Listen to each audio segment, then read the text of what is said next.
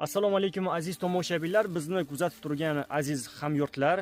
So'nggi paytlarda internetda mashhur bo'lib ketayotgan, hype bo'layotgan va internetga kirgan zahotingiz oldingizdan chiqayotgan mavzu haqida hozir qisqacha ma'lumot berib o'tmoqchiman, ya'ni Kokosh haqida.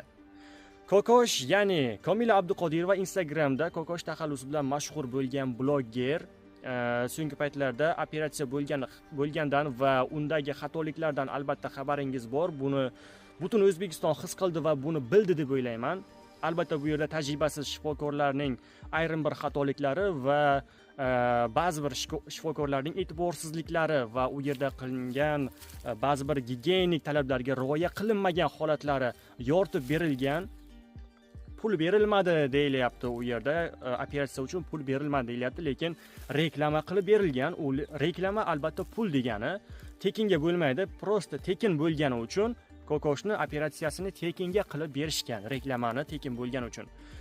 Lekin bu degani mas'uliyatsizlik bilan qilish kerak degani emas. To'g'ri, balki ular xato qilgandir.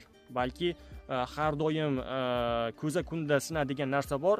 O'sha oldingi operatsiyalarga o'xshab silliq kechadi deb o'ylashgandir.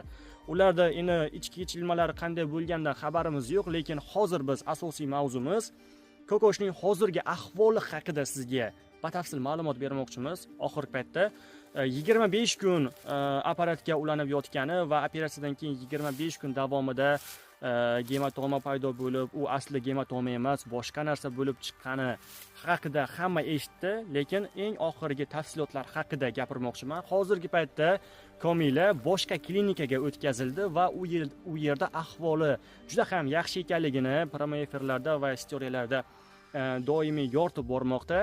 Shu haqida sizga ma'lumot bermoqchi edik. Xavotir olmang, yaqin kunlarda Kokosh yana qaytib sizga pozitiv kayfiyat bag'ishlaydigan fayllarni taqdim etishni boshlaydi. Hammangiz sog' salomat bo'ling va Kokoshni sog'ayib ketishini tilab, albatta kommentariya qoldirishni va like tugmalarini bosishni unutmang.